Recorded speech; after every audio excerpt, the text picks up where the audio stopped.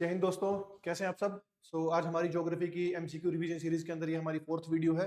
ठीक है, 3 वीडियोज के अंदर हमने फिजिकल ज्योग्राफी के काफी क्वेश्चंस डिस्कस किए हैं। आज भी हम जो क्वेश्चंस है वो फिजिकल ज्योग्राफी के ही डिस्कस करेंगे। बेसिकली नेक्स्ट से हम लोग वर्ल्ड ज्योग्राफी और फिर ह्यूमन ज्योग्राफी और फिर फाइनली हम लोग इंडियन ज्योग्राफी को बच्चों कवर करेंगे। ठीक है, ऑलमोस्ट सभी कंसेप्ट आप लोगों के कवर हो ही रहे हैं लगभग। ठीक है, मैं कोशिश ये भी करता हूँ कि जितने कंसेप्ट क्वेश्चंस के साथ साथ आपको समझा सकूं वो हम यहाँ क्लियर भी कर सके। बट स्टिल कंसेप्ट्स के लिए तो आपको क्लासेस के अंदर मोस्ट वेलकम है। आप लोग बेसिकली हमारे ऑनलाइन और ऑफलाइन कोर्सेज आप लोग ले सकते हैं। ठीक है, और रिवीजन के लिए आप लोग यहाँ पर अपनी वीडियोस के थ्रू इन क्वेश्चंस को रिवाइज करके अपनी ज्योग्राफी को रिवाइज कर सकते हैं। आपको एग्जाम टाइम पे भी हेल्प करेगी ये, और अभी भी आप बीच में भी अगर आप तैयारी के चल रहे हैं तो साथ साथ आपकी रिवीजन के लिए आपको ये बहुत हेल्प करेगी। ठीक है, तो चलिए स्टार्ट करते हैं आज की वीडियो को हम लोग। ठीक है, देखिए फर्स्ट क्वेश्चन देखते हैं आज हमारी वीडियो में। फर्स्ट क्वेश्चन देखो बच्चों, विच one among the flowing statements regarding Chinook winds. अब ये शायद हमने एक लास्ट वीडियो में भी डिस्कस किया था बच्चों। ठीक है, Chinook wind basically north America की एक विंड है, एक लोकल विंड है चिनूक बेसिकली। ठीक है, उसके बारे में पूछा गया है कि अच्छा कहां से राइज करती है। बेसिकली ये पैसिफिक ओशन से बच्चों राइज करती है, पैसिफिक ओशन से। ठीक है, नॉर्थ वेस्टर्न अमेरिका की साइड से बेसिकली ये राइज करती है पैसिफिक ओशन से, और फिर वहां से ये नॉर्थ अमेरिका पहुंचती है, और वहां पे एंडीज जो माउंटेन रेंज है बेसिकली उनके ऊपर कुछ इंपैक्ट डालती है। सो देखते हैं क्या क्या ऑप्शंस दिए गए हमारे पास। तो चिनूक विंड के बारे में पूछा गया, क्या नॉट करेक्ट पूछा गया। दीज आर लोकल विंड्स, क्या ये लोकल विंड्स है। They descend along the eastern slopes of the Rockies mountain in mid latitudes, they bring lots of rain with them, और दे बेनिफिट एग्रीकल्चर।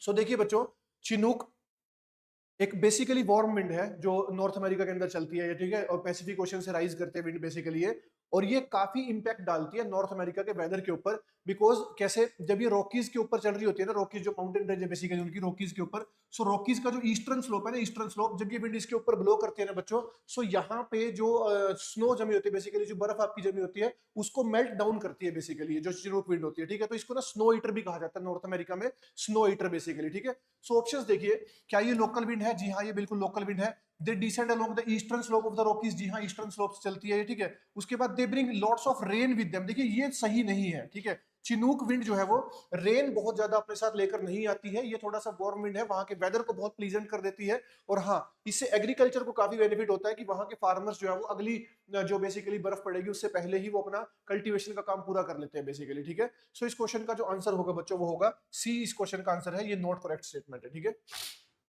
चलिए नेक्स्ट क्वेश्चन देखते हैं। Which one of the following is not a factor that affects the direction of wind? So winds की direction को इनमें से कौन affect नहीं करता है बेसिकली। क्या प्रेशर ग्रेडियंट अफेक्ट नहीं करता है, फ्रिक्शन अफेक्ट नहीं करता है, मैग्नेटिज्म या कोरियोलिस इफेक्ट। सो देखिए हम जानते हैं कि विंड्स जनरेट कैसे होती हैं भाई। भाई जब भी दो प्लेसेस के बीच में प्रेशर का डिफरेंस आएगा बेसिकली, तो प्रेशर ग्रेडियंट एक फोर्स डेवलप होगा, प्रेशर ग्रेडियंट फोर्स, और वो क्या करेगा, विंड्स जनरेट करेगा। सो विंड्स कहां से कहां ब्लो करती है, high pressure to low pressure. ये तो आपको हम कई बार डिस्कस कर चुके हैं बेसिकली। ठीक है, सो जब भी एक जगह पर हाई प्रेशर क्रिएट होगा, दूसरी जगह पर लो प्रेशर क्रिएट होगा, तो wind high pressure to low pressure क्या करेंगी, ब्लो करेंगी बेसिकली। ठीक है, सो अब देखिए ये पूछ रहा है कि डायरेक्शन पे किसका इफेक्ट नहीं पड़ता है। क्या प्रेशर ग्रेडियंट का। देखिए प्रेशर ग्रेडियंट का इफेक्ट तो पड़ेगा ही ना बेसिकली, कि हाई प्रेशर है लो प्रेशर है, किस डायरेक्शन में विंड ब्लो करेगी बेसिकली। ठीक है, वो प्रेशर कहां चेंज हो रहा है उसके ऊपर। क्या फ्रिक्शन।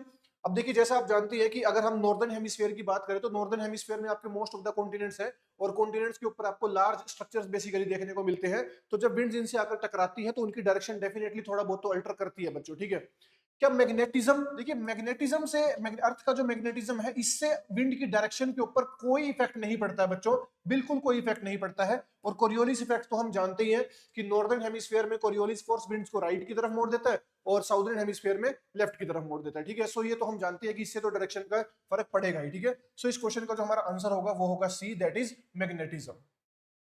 नेक्स्ट क्वेश्चन देखते हैं बच्चों। Next is intertropical convergence zone, ITCZ. ठीक है, इसको भी हमने पढ़ा है। ITCZ a low pressure zone is located. अच्छा, एक लो प्रेशर जोन होता है, ये भी ध्यान रखेंगे। ठीक है, is located at between trade winds and westerlies belt. क्या ये ट्रेड विंड्स और वेस्टर्लीज बेल्ट के बीच में लोकेटेड है। क्या ये वेस्टर्लीज और पोलर विंड्स की बेल्ट के बीच में लोकेटेड है। क्या ये near by the poles located है, या ये एट द इक्वेटर है बेसिकली। तो देखिए अगर हम एक आइडियल सिचुएशन मान के चले ना, तो आपका जो आईटीसीजेड है ना, आईटीसीजेड वो बनता कहां पर है, वो बनता है इक्वेटर पे बेसिकली। ठीक है, देखिए लास्ट वीडियो में हमने देखी थी ये चीज बेसिकली, हमने जब ये डायग्राम ड्रॉ किया था कि आपका 0 डिग्री पे जब हम मान के चलते हैं इक्वेटर, आपका जब पूरा साल आपको यहाँ गर्मी देखने को मिलती है, तो यहाँ पे कौन सा प्रेशर बनता है, लो प्रेशर एरिया बनता है बेसिकली। ठीक है, इसके ऊपर 30 डिग्री पे हमने देखा था कि एक हाई प्रेशर बनता है, 60 डिग्री पे फिर से लो प्रेशर बनता है, और 90 डिग्री पे हाई प्रेशर बनता है। ठीक है, सो सेम यहाँ नीचे भी है बेसिकली। अब हमने इसमें एक चीज देखी थी कि यहाँ पर जो विंड्स ब्लो करती है ना, ये वाली विंड्स हमारी जो नॉर्दर्न हेमिस्फीयर में यहाँ से यहाँ आती है बेसिकली इस तरीके से, ठीक है, जो हमारी ये ट्रेड विंड्स होती हैं, और साउदर्न हेमिस्फीयर में ये यहाँ से यहाँ आती है। सो ये जिस जोन में आके बच्चों कन्वर्ज करती है ना, ये जो जोन होता है जहां पे आके ये कन्वर्ज करती है, इसको कहा जाता है ITCZ। जहां पे ट्रेड विंड्स आके कन्वर्ज करती हैं उसको बोलते हैं ITCZ। हालांकि ये ITCZ फिक्स नहीं होता, ये शिफ्ट करता है सन की पोजीशन के साथ बेसिकली, या अर्थ की पोजीशन के साथ। जैसे अर्थ का जब ट्रॉपिक ऑफ कैंसर वाला हिस्सा सन के सामने होगा तो ITCZ थोड़ा ऊपर शिफ्ट हो जाएगा, और जब अर्थ की पोजीशन ट्रॉपिक ऑफ कैप्रिकॉर्न वाली होगी तो ITCZ थोड़ा सा नीचे शिफ्ट हो जाएगा बेसिकली, ठीक है। बट ऑलमोस्ट टर्न अराउंड आपको ये इक्वेटर के ऊपर देखने को मिलता है बच्चों, ठीक है, ITCZ, जहां पे ट्रेड विंड्स क्या करती है, आपस में आके कन्वर्ज करती है, ठीक है, और ये लो प्रेशर एरिया होता है यहाँ पे। नेक्स्ट क्वेश्चन देखते हैं। The continent through which both the Tropic of Cancer and Tropic of Capricorn, ये वर्ल्ड ज्योग्राफी के क्वेश्चन है बेसिकली, कि कौन सा वो कॉन्टिनेंट है जिससे Tropic of Cancer Tropic of Capricorn दोनों पास करती हैं। सो ध्यान रखना बच्चों, अफ्रीका वो कॉन्टिनेंट है बेसिकली, अफ्रीका, जिससे Tropic of Cancer Tropic of Capricorn और इवन इक्वेटर, ये तीनों की तीनों ही पास करती हैं बच्चों, ठीक है। सो ये थोड़ा सा स्टैटिक क्वेश्चन है, इसमें कुछ ज्यादा बताने वाला है नहीं बच्चों, ठीक है। चलिए जी नेक्स्ट क्वेश्चन देखते हैं। नेक्स्ट है, atmospheric conditions are well governed by humidity. हाँ ये अच्छा क्वेश्चन है कि ह्यूमिडिटी के ऊपर, देखो पिछली बार भी CDS में क्वेश्चन आया था बेसिकली रिलेटिव ह्यूमिडिटी को लेके। सो विच अमंग द फ्लोइंग में बेस्ट डिफाइन ह्यूमिडिटी, तो ह्यूमिडिटी होता क्या बेसिकली इन चारों में से, वो हमें देखना है बच्चों, ठीक है। सो देखिए क्या ह्यूमिडिटी क्या होता है वो देखेंगे। Form of suspended water droplets caused by condensation, ठीक है, सस्पेंडेड मतलब एक जगह पर स्थिर हो जाना वाटर ड्रॉपलेट्स का कंडेंसेशन के द्वारा, क्या उसको ह्यूमिडिटी बोलते हैं। डिपोजिशन ऑफ एटमॉस्फेरिक मॉइस्चर, जब एटमॉस्फेयर का मॉइस्चर कहीं पर डिपॉजिट हो जाता है, क्या उसको ह्यूमिडिटी कहा जाता है। Almost microscopically small drops of water condensed form and suspended in air, basically क्या वो जो स्मॉल ड्रॉपलेट्स होती हैं जो वाटर कंडेंस हो जाता है और वो हवा में सस्पेंड हो जाती है, क्या उसको कहा जाता है ह्यूमिडिटी। या फिर the moisture content of the atmosphere at a particular time and date, जी हाँ बिल्कुल, what is humidity, humidity is the water bearing capacity of, basically आप कह लीजिए कि हवा के अंदर कितना मॉइस्चर का कंटेंट है, उसको बेसिक सी टर्म में ह्यूमिडिटी कहा जाता है बच्चों, ठीक है। एयर के अंदर पर्टिकुलर डेट टाइम के ऊपर कितना वाटर वेपर प्रेजेंट है उसको क्या कहा जाता है, उसकी ह्यूमिडिटी कहा जाता है बच्चों, ठीक है। सो आंसर होगा यहाँ पे डी, ध्यान रखेंगे भाई। नेक्स्ट क्वेश्चन देखते हैं। मैथ लिस्ट 1 विद लिस्ट 2, तो क्लाउड्स की बात हो रही है बेसिकली यहाँ पे, और उनका कैरेक्टरिस्टिक की बात हो रही है कि कौन सा क्लाउड कैसा देखने को होता है बेसिकली, ठीक है। सो चलिए जिसमें देखते हैं सबसे पहले सीरस क्लाउड्स, जो आपको सबसे हाइट के ऊपर बेसिकली बहुत बहुत जो सबसे टॉप मोस्ट क्लाउड्स होते हैं ना, वो सीरस क्लाउड्स ही होते हैं बच्चों, ठीक है, और काफी फास्ट ब्लोइंग विंड्स वहां पर चल रही होती है। सो ये क्लाउड्स में थोड़े से बेसिकली फैले फैले से क्लाउड आपको देखने को मिलेंगे। तो हाँ सीरस के लिए जैसे मैं बात बता रहा था, सीरस होगा हमारा क्या, थोड़ा सा फेदरी अपीयरेंस वाले क्लाउड्स होंगे बेसिकली, इस तरीके से फैले हुए से क्लाउड्स होंगे बेसिकली। नेक्स्ट है स्ट्रेटस, स्ट्रेटस जो है वो सबसे लो लाइन क्लाउड्स होते हैं जो अर्थ के सबसे लोअर ट्रोपोस्फेयर में आपको देखने को मिलते हैं बेसिकली, और स्ट्रेटस जो है वो थोड़ा सा शीट की फॉर्म में फैले होते हैं क्लाउड्स बेसिकली बच्चों, ठीक है, शीट की फॉर्म में। सो ये होते हैं हॉरिजॉन्टली स्प्रेडिंग यहाँ पे। अच्छा निम्बस, ये ध्यान रखेंगे कि जो निम्बस क्लाउड्स होते हैं वो कौन से होते हैं भाई, वो होते हैं रेन गिविंग क्लाउड्स, ठीक है। Nimbus clouds are associated with rain basically, ध्यान रखेंगे। जो काले बादल होते हैं आपके बिल्कुल डेंस क्लाउड्स होते हैं, ठीक है, जो आपके ग्रेइश अपीयरेंस के होते हैं, जिनसे बारिश होती है बेसिकली, उनको क्या कहा जाता है, निम्बस क्लाउड्स बच्चों। और लास्ट है क्यूमुलस, क्यूमुलस कौन से होते हैं, वर्टिकली ग्रोइंग बेसिकली, जो इस तरीके से राइज करते हैं, उनको कहा जाता है क्यूमुलस क्लाउड्स, ठीक है। क्यूमुलो निम्बस भी होते हैं, क्यूमुलो स्ट्रेटस भी होते हैं, दो तीन तरीके के क्यूमुलस क्लाउड्स होते हैं, ठीक है। So clouds is another important topic basically, इसको आपको बहुत अच्छे से कवर करना है और क्वेश्चंस आते हैं यहाँ से बच्चों, ठीक है। सो इस क्वेश्चन का जो आंसर आई थिंक बनेगा वो होगा C2413, ठीक है, एक बार चेक कर लेंगे बट यही आंसर बनेगा। नेक्स्ट क्वेश्चन देखिए। नेक्स्ट है which one of the following statement about atmosphere is correct, atmosphere को लेकर। The atmosphere has definite upper limits, देखो यहीं पे स्टेटमेंट गलत हो गई, एटमॉस्फेयर की कोई डेफिनेट अपर लिमिट नहीं है basically. The atmosphere has no definite upper limit but gradually thins until it becomes imperceptible, लग तो रही है यही स्टेटमेंट ठीक, बाकी भी देख लेते हैं। The atmosphere has definite upper limits, फिर यहाँ पे ये स्टेटमेंट गलत हो जाती है यहीं पर। The atmosphere has no definite upper limit but gradually thickens, क्या और फैलता जाता है, until it becomes imperceptible. So देखिए ऐसा भी नहीं है, हमारा जो एटमॉस्फेयर है ना, हम जानते हैं कि एटमॉस्फेयर के अंदर हमारे 5 लेयर्स हैं। सबसे पहले आता है ट्रोपोस्फियर, फिर स्ट्रेटोस्फियर, फिर मीजोस्फियर, फिर थर्मोस्फियर और फिर एक्सोस्फियर। ये जो एक्सोस्फियर की लेयर है ना आपकी, ये ग्रेजुअली मर्ज कर जाती है बच्चों स्पेस के साथ, तो ये ऊपर जाते जाते थिक नहीं होती है, थिन होता है हमारा एटमॉस्फेयर। अदरवाइज बी और डी ऑप्शन में यही फर्क है, देखो यहाँ पे लिखा हुआ है ग्रेजुअली थिन्स, क्या ये और पतला होता जाता है ऊपर जाते जाते, जी हाँ बिल्कुल। या ग्रेजुअली थिकन्स, नहीं थिक नहीं होता ऊपर जाते जाते हमारा जो एटमॉस्फेयर है, ठीक है। तो ध्यान रखेंगे, इस क्वेश्चन का आंसर हो गया बी बच्चों। नेक्स्ट है which one among the following statement is correct, cold fronts move at slower rate than warm fronts and therefore can not overtake the warm fronts. अच्छा, कोल्ड फ्रंट्स और warm fronts क्या होते हैं भाई? देखिए, एक एयर बेसिकली जो चल रही हो, जो फ्लो कर रही होती है, अगर वो बहुत ठंडी है और बहुत डेंस है, बेसिकली काफी कोल्ड ठंडा पानी लेकर चल रही है अपने साथ एयर बेसिकली, ठीक है, सो उनको बोल देते हैं कोल्ड फ्रंट्स, ठीक है। और वार्म करंट, वार्म फ्रंट्स क्या होते हैं? बेसिकली गर्म हवा, यानी कि जब गर्म हवा बह रही होती है तो उनको वार्म फ्रंट्स कह दिया जाता है, ठीक है। सो डेफिनेट सी बात है कि भारी कौन से फ्रंट होंगे भाई? कोल्ड फ्रंट्स ज्यादा भारी होंगे बेसिकली, ठीक है। सो इसी से रिलेटेड क्वेश्चन है। Cold fronts move at slower rate, क्या ये स्लोअर रेट पे मूव करते हैं then warm fronts and therefore can not overtake the warm front, क्या ये उनसे ओवरटेक नहीं कर सकते हैं? Cold fronts normally move faster than warm fronts and therefore frequently overtake the warm currents. Cold fronts move at slower rate and eventually they are overtaken by the warm fronts.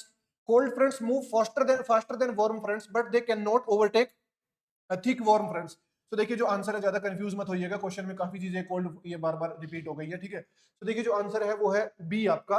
Cold fronts normally faster move करते हैं basically उनसे warm current से, और वो उनको overtake कर लेते हैं बेसिकली, और उसके बाद काफी ये शावर करते हैं बेसिकली, बारिश काफी होती है उसके बाद बेसिकली जहां पर भी ऐसा कुछ होगा बेसिकली, ठीक है। सो थोड़ा सा डिटेल्ड कंसेप्ट है विंड्स का हमारा ये कोल्ड फ्रंट और वार्म फ्रंट वाला। इसको कोशिश करेंगे किसी सेपरेट वीडियो में कवर करने की बच्चों, अभी के लिए आप ये आंसर ध्यान रखिएगा भाई, ठीक है। नेक्स्ट क्वेश्चन देखते हैं। Which one of the following statement related to latitude, लैटिट्यूड्स को लेकर एक क्वेश्चन है बेसिकली। तो रेनफॉल, टेम्परेचर और वेजिटेशन वेरी विद लैटिट्यूड, जी हाँ बिल्कुल, ये तो हम देखते ही हैं बेसिकली, ठीक है। कि जो जैसे जैसे हम लैटिट्यूड्स में ऊपर जाते हैं बेसिकली, तो हमें पता है कि हमारा जो रेनफॉल है, जो टेम्परेचर है, जो वेजिटेशन है, सब कुछ वेरी करता है, ठीक है। कि रेनफॉल आप इक्वेटर के ऊपर देखते हो तो काफी ज्यादा बारिश होती है, उसके ऊपर आओगे तो आपको इतनी बारिश देखने को नहीं मिलेगी। टेम्परेचर भी इक्वेटर के ऊपर ज्यादा होता है, उससे ऊपर आओगे तो टेम्परेचर कम होता रहेगा, उसी हिसाब से वेजिटेशन भी आपका वेरी करेगा बच्चों बेसिकली, ठीक है।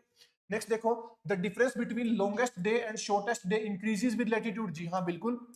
अब आप इक्वेटर की बात करेंगे तो इक्वेटर के ऊपर सन की वर्टिकल रेज पड़ रही होती है, तो डेफिनेट सी बात है वहां पे आपको थोड़ा लॉन्गर डेज देखने को मिलेंगे बच्चों। जैसे जैसे आप लैटिट्यूड से ऊपर जाएंगे तो डेज की जो लेंथ है वो आपको थोड़ी शॉर्ट होती दिखेगी बेसिकली, क्योंकि वहां पे सन की वर्टिकल रेज नहीं पड़ती है, इंक्लाइंड रेज पड़ती है बेसिकली, ठीक है। सो ये भी ठीक है। इंदिरा पॉइंट, अच्छा ये फिर से एक स्टैटिक पॉइंट है बीच में। Indira point is approximately at 6 degree 45 minute north latitude, जी हाँ बिल्कुल। तो ये तीनों ही स्टेटमेंट्स ठीक है। इंदिरा पॉइंट क्या है भाई? इंदिरा पॉइंट हमारा साउदर्न मोस्ट पॉइंट है, भारत का साउदर्न मोस्ट पॉइंट बेसिकली, ठीक है। जो कहां पर लोकेटेड है? अंडमान निकोबार में, निकोबार आइलैंड्स में, और वो भी ग्रेट निकोबार के अंदर लोकेटेड है। ये हमारा southern most point of India है इंदिरा पॉइंट बेसिकली, ठीक है। अगर हम ओवरऑल इंडिया की बात करें, अगर हम मेनलैंड इंडिया की बात करते हैं तो फिर केप कोमोरियन है, जो आपका तमिलनाडु में लोकेटेड है, कन्याकुमारी में केप कोमोरियन, ठीक है। और नॉर्दर्न मोस्ट पॉइंट क्या इंडिया का? वो है इंदिरा कोल। और आपका ईस्टर्न मोस्ट पॉइंट क्या भाई? वो है किबिथु अरुणाचल प्रदेश में। और आपका वेस्टर्न मोस्ट पॉइंट क्या भाई? वो है गुहार मोटा गुजरात के कच्छ में बेसिकली, ठीक है। सो इंडियन ज्योग्राफी में कवर हो जाएंगे टॉपिक्स आपके, इसका आंसर डी रहेगा बच्चों। नेक्स्ट देखिए, wind is often found to blow in a hot summer day. Hot summer day के अंदर जो गर्म हवाएं आपकी चल रही होती है बेसिकली, वो क्यों चलती है बच्चों? सो क्या वो कंडक्शन की वजह से चलती है? Conduction of heat between air and soil of the earth. क्या वो रेडिएशन फ्रॉम द सॉइल से चलती है, या वो कन्वेक्शन से चलती है, कन्वेक्शन करंट, या नन ऑफ द अबव? सो देखिए डेफिनेट सी बात है कि जो एयर है ना आपकी, वो कैसे, जो हॉट समर डे है, तो हम जानते हैं कि हमारी जो अर्थ है बेसिकली वो रॉक्स की बनी हुई है। तो जैसी धूप उसके ऊपर पड़ती है, जो इंसुलेशन आती है उसके ऊपर धूप पड़ती है अर्थ के ऊपर, तो वो गर्म हो जाती है। जब वो गर्म होती है तो वो हीट को फ्लो करना शुरू करती है बाहर बेसिकली, ठीक है, हीट को रिवर्स करती है, ठीक है। हमने काफी इसको पढ़ा है टॉपिक को भाई, ठीक है। अर्थ कैसे अपने एटमॉस्फेयर को मेंटेन करके रखती है बेसिकली। हम जानते हैं कि अर्थ का जो एवरेज टेम्परेचर है 15 डिग्री सेल्सियस है। वो क्यों ऐसा मेंटेन करके रख पाती है? बिकॉज सन से जितनी भी हीट अर्थ के ऊपर आती है ना, अर्थ सारी की सारी हीट को रिफ्लेक्ट बैक करके वापस भेज देती है। कुछ एटमॉस्फेयर से हो जाती है, कुछ क्लाउड से हो जाती है, कुछ जो अर्थ के सरफेस पे पहुंचती है उसको हम वापस करते हैं। वो सब हमने डिटेल में देखा हुआ है, पूरा वो 100 यूनिट्स वाला एग्जाम्पल देखा था हमने, ठीक है, कंप्लीटली सारे का सारा, ठीक है जी। अब देखिए नेक्स्ट। सो यहाँ पे क्या है कि कंडक्शन की वजह से जो हीट है वो एयर और सॉइल के बीच में होती है, जिसकी वजह से जो वार्म समर डेज हैं आपके, उसके अंदर आपकी विंड्स आपको गर्म हवाएं आपको ब्लो होती दिखेगी। क्योंकि जो अर्थ का सरफेस हीट होगा तो सरफेस के ऊपर जो सॉइल होगी वो हीट होगी, और उससे क्या होगा, उसके ऊपर की जो एयर प्रेजेंट है बेसिकली वो उसको हीट को गर्म करेगी कंडक्शन की वजह से। कंडक्शन क्या होता है? Transfer of heat from a body of lower temperature to higher temperature basically, ठीक है। इस तरीके से, sorry, from higher temperature to lower temperature basically, उसको कंडक्शन बोलते हैं, ठीक है। सो इस तरीके से हीट का ट्रांसफर होगा, जिससे हवा गर्म होती जाएगी और समर्स में आपको गर्म हवा फ्लो होती दिखेगी बच्चों। नेक्स्ट देखिए, Which one of the following is a source of methane emission into the atmosphere? So methane emission कहाँ से होता है एटमॉस्फेयर में सबसे ज्यादा बेसिकली? क्या ऑटोमोबाइल एग्जॉस्ट फ्यूम से होता है, इंडस्ट्रियल चिमनी से होता है, माइनिंग से होता है, वेटलैंड से होता है? सो डायरेक्टली आंसर देखेंगे, आंसर है हमारा wetlands basically. What is a wetland? Wetland क्या होता है? एक परमानेंट पानी की बॉडी जो कहीं पर क्रिएट हो गई है बेसिकली, और अब तो इसको कंजर्व करने के लिए आपको पता ही है कि वेटलैंड्स हर साल डिक्लेयर की, हर साल तो नहीं बट डिक्लेयर होती रहती है। भारत के अंदर काफी सारी वेटलैंड्स हैं, तो रिसेंट जो भी वेटलैंड्स हैं उनको देख के एग्जाम में जाइएगा भाई, यहाँ से क्वेश्चन जरूर आता है बच्चों, ठीक है। सो सबसे ज्यादा जो मीथेन का एक्सिशन वो सोर्स है बेसिकली, मीथेन जहां से एमिट होती है वो वेटलैंड्स ही हैं आपके एटमॉस्फेयर के अंदर, ठीक है। नेक्स्ट देखिए, ozone layer of earth atmosphere is important for living organism because, हाँ जी, ओजोन तो इसकी तो इंपॉर्टेंस सभी को पता ही होगी। क्या ये प्रिवेंट करती है एंट्री ऑफ अल्ट्रावायलेट रेज? क्या ये प्रिवेंट करती है entry of X rays? Maintain level of oxygen on earth? या prevents acid rain on earth? So definite सी बात है कि हमारे सन से आने वाली जो अल्ट्रावायलेट रेज है उनको प्रिवेंट करती है अर्थ पे आने से कौन? आपकी ओजोन लेयर जो है, ठीक है। ओजोन की जो गैस है वो प्रिवेंट करती है।